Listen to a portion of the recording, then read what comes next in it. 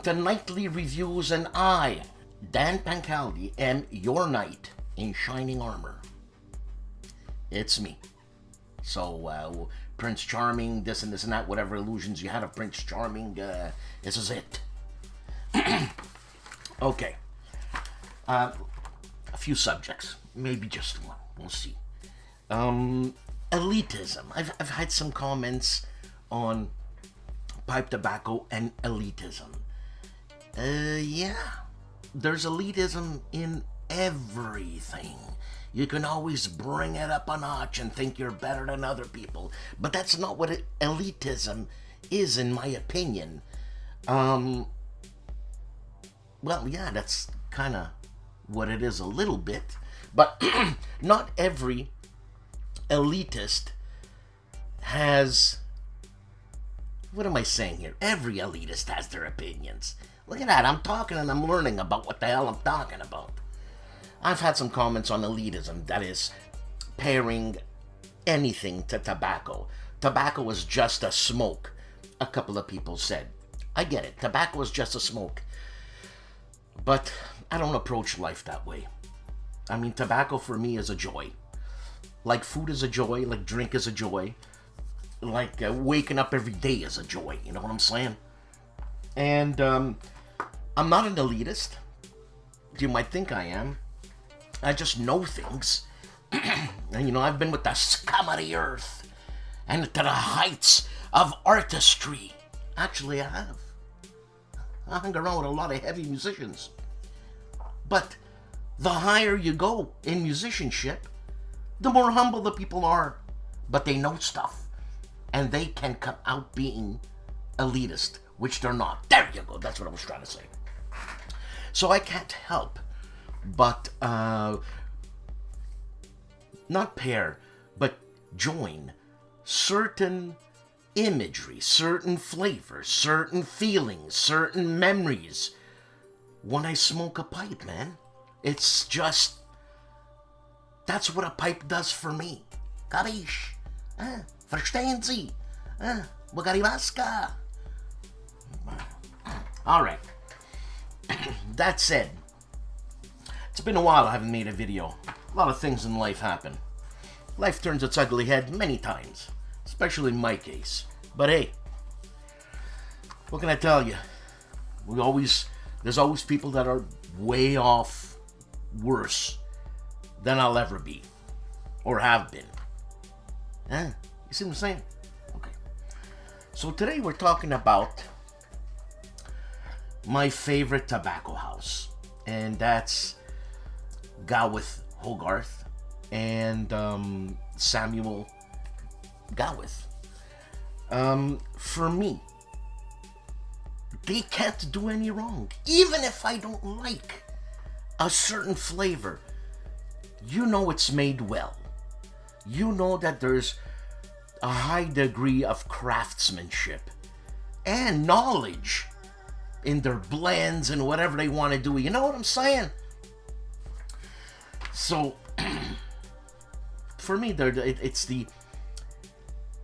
it's the Saturday night of tobaccos. It's the celebration of tobaccos. And the thing is that when I smoke a Samuel Gawith or Gawith Hoggarth or any great tobacco, rarely do I smoke it with other people around, because if there's other people around, that means there's yapping going on, distractions happening here. So I'd rather smoke a good tobacco, but not something that I have to delve in deep. You know what I'm saying? And I like to do that with everything.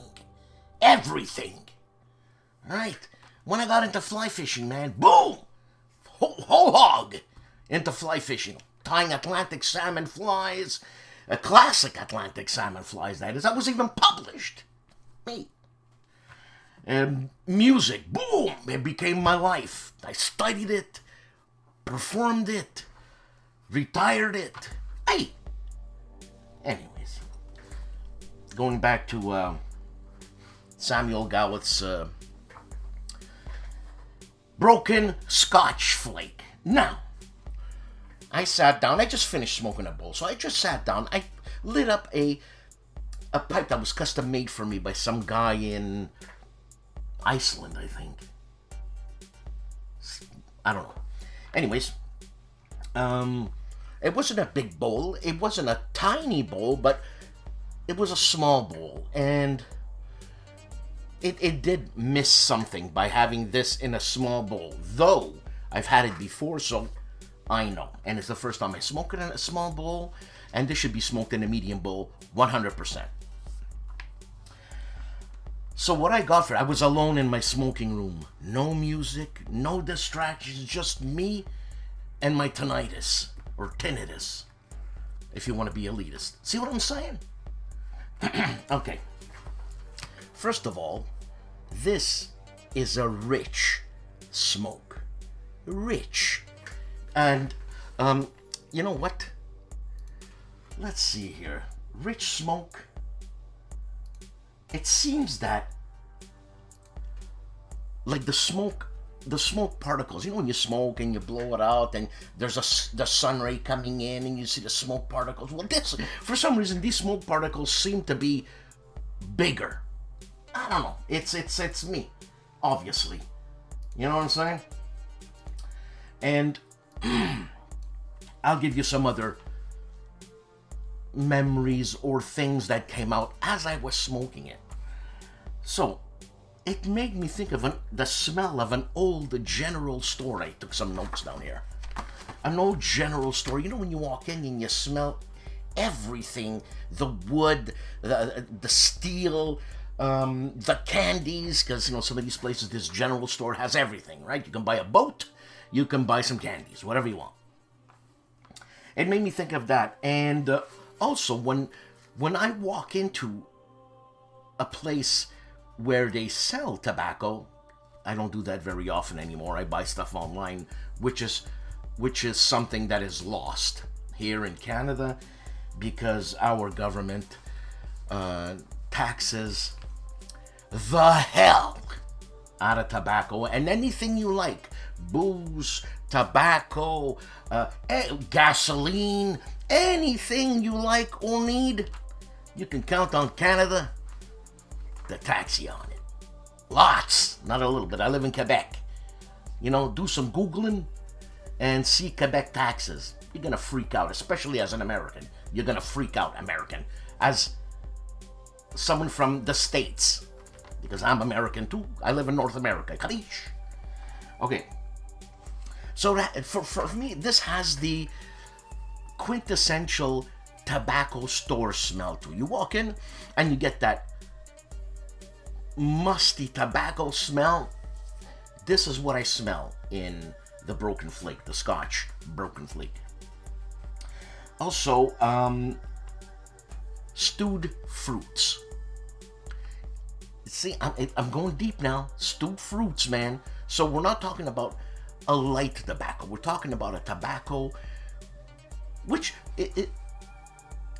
for me is best smoked on a chillier kind of day. You know what I'm saying? Autumn, winter. Okay.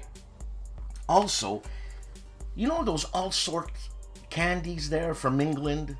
They're licorice, but sometimes they're not licorice, but there's always a little hint of licorice, all sorts. Those candies you used to hate when you were young, but if you persisted, like I did, I persisted, you get to like them. It's like you try beer the first time. You don't like beer. And then it's over. Once you like it, that is. And also, it's a meaty tobacco. You'll understand, it's the smoke, not that it's viscous, but it's opulent. Is that an elitist word? Opulent. And also, it made me think of when I used to go visit aunts or my grandmother, this and this and that. They always used to go into their purse and pull out an unwrapped candy, which had, I don't know how many years that's been in my grandmother's purse or my aunt's purse, but they would offer it to you and you would eat it out of politeness. And after you got all the lint out and the old perfume smells, like, God, you got the candy. Made me think of that. This has no bite. And when I say no bite, I'm talking, a regular cadence. I don't puff like a racehorse. Also, it made me think of an old pastry shop. It made me think of the first Polish pastry shop I went into and had a rum ball. It was that rich, okay? Plus, hints of chocolate. It's very woody also. It's very autumny, very leafy, brown leaf.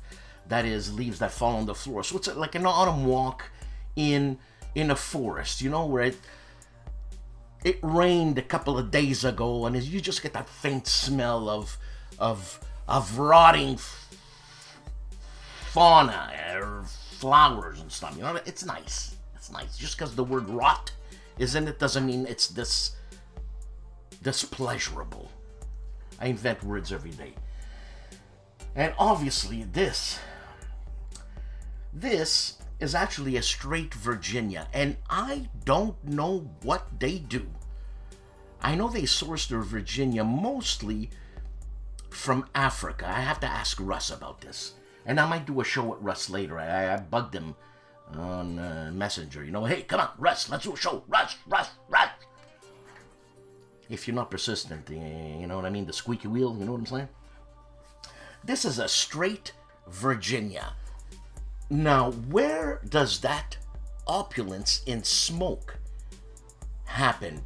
Because Virginias are known to be tight, bitey tobaccos. You gotta slow down your cadence, not to leatherette your whole mouth. You know what I'm saying? Burn it. And then you don't taste anything anymore because your tongue is burnt. Hey, I've been there. And I'm sure you've been there too. So, this is a go back smoke for me. This is a smoke that I would, obviously, all my Samuel Gawiths or Gawith Hoggarth, I keep in my rotation. It's just one of those companies that you want to have everything they make because it will, every single blend. And the Lakelands, there's a place for that too. You might say, oh my God, it smells like my grandmother's bathroom. Well, some people like the grandmother's bathroom smell. But you know what I'm saying. And that's what I mean about memories, man. And let me be elitist here in pairing it with some food. What would you eat with this? I don't know why, but marketing is everything. And they have that tartan on it, that blue tartan on the tin. So obviously I want to eat something English. What would I eat with this? Man, I would eat beef and kidney pie, a Wellington steak. What do you call them? Steak Wellington. And what would I drink with this? Man, I would drink like a Smithwick's or a Smithwick's, or that red oh my God, that Kilkenny, yeah, a Kilkenny beer, a red beer. I would drink a red beer. Would I drink a stout with this? Sure. I'd go with a light stout, like a Guinness. I know you're gonna say, Guinness? A light stout? Hey, I know my beers. See, I'm elitist. I just know my beers. I know my beers. And Guinness is a light stout. That's all. And was I finished with that? Yeah. Fish and chips with this? Nah, vinegary. You don't want vinegar. That's one thing you don't want, and that's one thing this tobacco doesn't have. But Russ says do the opposite, meaning that if it's sweet, eat savory, or vice versa. But sometimes, you know what I'm saying. Anyways, okay, let's go into details of this thing. So this is a Gawith, Hoggarth and Company tobacco. It's blended by Gawith, Hoggarth and Company. Manufactured by Gawith, Hoggarth, and Company. There's too many. And everything is in-house. I love it. Everything is in-house. If anything is wrong, it's your fault because it's in your house. This is a straight Virginia, which firstly freaked me out. You know, because it's smooth, man, and rich. Okay. The contents is Virginia. It's a coarse cut. It's basically a broken flake, so you gotta rub it out a bit more. Rub out your tobacco. Let the leaves breathe. Yeah, sometimes you can fold this, and that, but rub it out. Huh? It's the country is United Kingdom, and it's currently available, and it comes in a 50-gram tin and in bulk. And I would say, try the tin, then you'll buy bulk. That's for sure. So the profile, okay, the strength is mild to medium. Yes, mild to medium, because I'm looking at tobacco reviews for their template, you know. Flavoring none detected. No. Room note is pleasant. Okay, I'm gonna comment on this for the first time. Yes, it is. Yes, it is. Now I get it. The room note is pleasant because it makes a difference to me. Like I said, it's like walking into an old tobaccery and where they sell tobacco, and that smell. And the taste is mild to medium. Yes, and you gotta go looking. You gotta go looking to be nitpicky and elitist to describe this tobacco, if I may say so myself.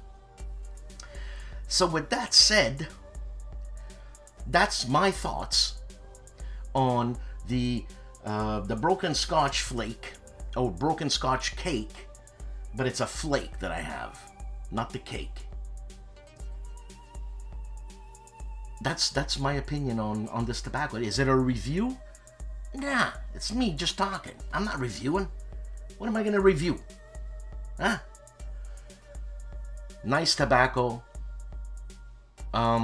Deep tobacco. Rich. And very pleasant. Hey, be nice to people in the world. It's just easier to be nice. You'll even taste your smoke better if you're nice. I'll see you around. Ciao.